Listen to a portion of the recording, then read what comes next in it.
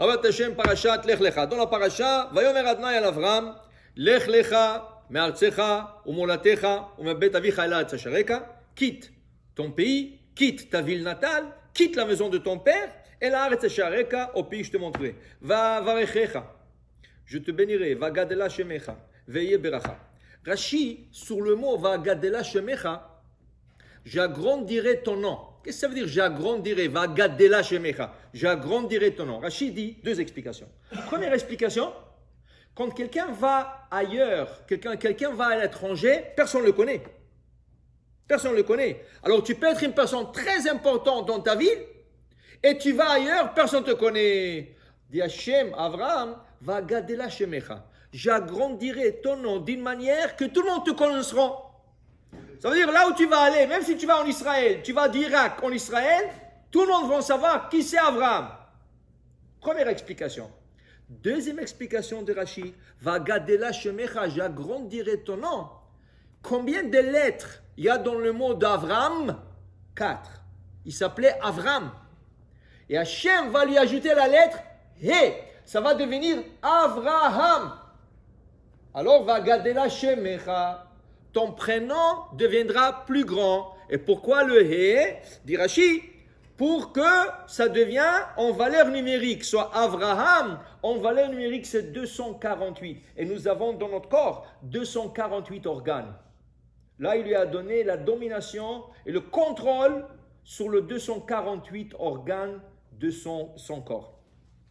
La Gemara dit, quand on lui a dit, Lech Lecha, quitte ta maison, quitte ton pays, quitte ton père, dit la Gemara, dans Rosh Hashanah, à la page 16b, la Gemara dit comme ça, Amar Rabbi Yitzhak, dit Rabbi Yitzhak, Arbaat Varim Mekarim Gzar Geno Shel Adam. Il y a 4 choses qui peuvent changer le décret sur une personne. Et ils sont Shinui Hashem, le changement d'un prénom. Quand tu changes à quelqu'un son prénom, tu lui changes le mazal. Maintenant, tu ne sais pas comment ça va devenir. Ça peut être pour le bien, ça peut être le pire.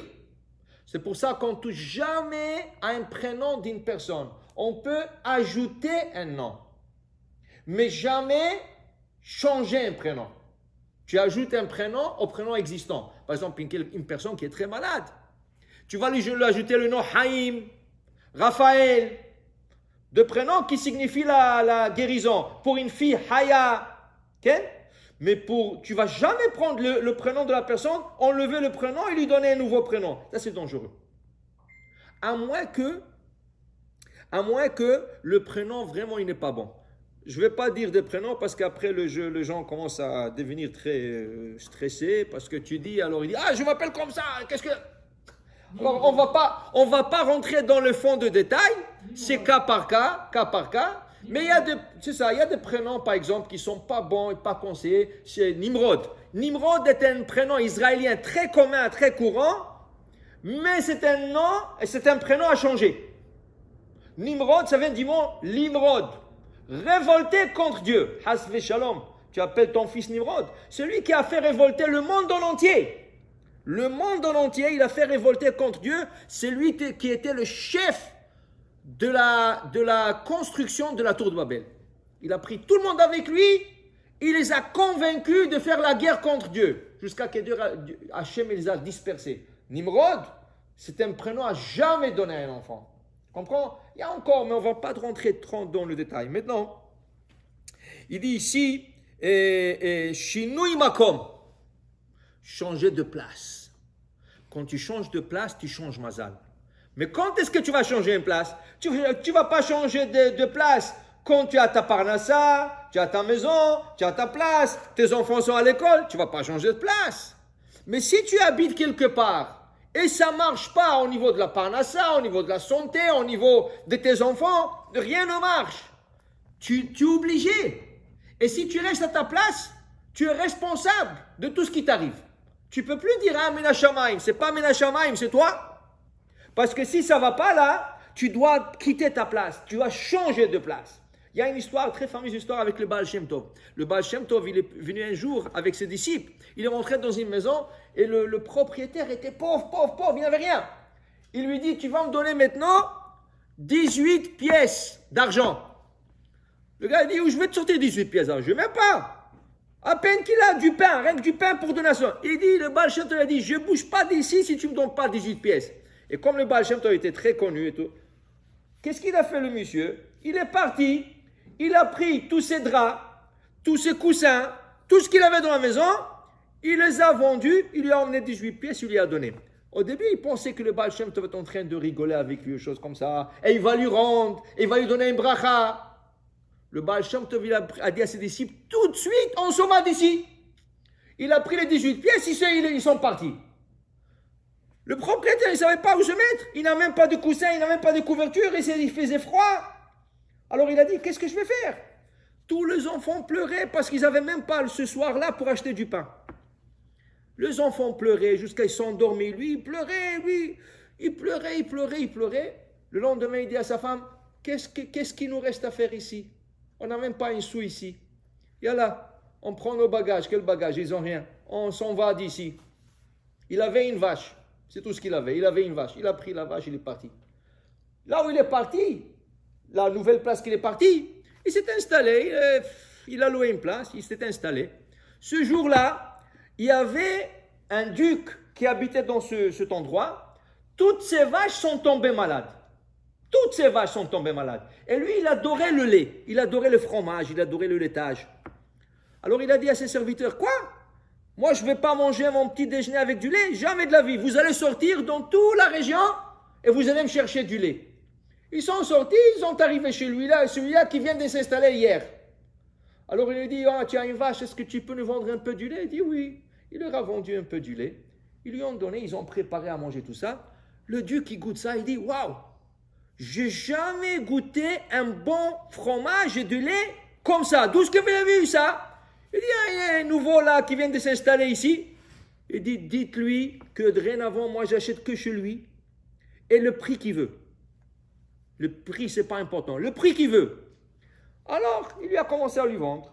Après, l'autre, il est parti pour le rencontrer. Ils se sont amitiés. Ce duc n'avait pas d'enfants. Qu'est-ce qu'il a fait? Il lui a laissé en héritage des villes, des forêts, tout ce qu'il avait. Il n'avait pas d'enfants. Il lui a tout donné parce qu'ils sont devenus des amis, des bons amis. Alors celui-là, il est devenu quelqu'un de très, très haut placé. Un juif, bon, Hachem. Un jour, il y avait un des disciples de Baal Shem Tov qui est parti collecter la tzedaka. Il lui manquait 300 pièces pour Pidyon Shvuim, racheter des âmes juives en captivité. Alors quelqu'un lui a dit, mais pourquoi tu ne vas pas voir le riche là? Il dit, c'est bonne idée, je vais aller le voir. Il est parti le voir. Quand il est venu le voir, avec une autre personne et tout ça, le riche l'a reconnu. Il dit, est-ce que je peux vous parler en privé? Il dit, oui. Il est rentré avec lui, il dit, tu te rappelles de moi? Il dit, non, je ne me rappelle pas de vous. Il a tout changé, il ne se rappelle pas de lui. Il dit, mais tu te rappelles, il y a quelques années, le Baal Shem Tov est venu de la maison et vous avez demandé, exigé 18 pièces, et sinon on ne s'en va pas d'ici. Ah oui. Ah, c'est vous? Il dit oui. Ah, et tout ça c'est à vous? Oui. Comment? Il dit, il lui a raconté toute l'histoire. Donc, quand il est le disciple est retourné chez le Baal Shem Tov, il dit, vous savez, ce gars qu'on était chez lui il y a des années, il est venu millionnaire. Il dit le Baal Shem Tov disait, je sais. Il dit, comment vous savez? Il dit, ce monsieur-là, là où il était, il n'avait pas de mazal. Il fallait que je lui prenne ses derniers sous pour lui forcer à déménager. Et le fait qu'il a déménagé, il a changé tout son mazal, il est devenu riche.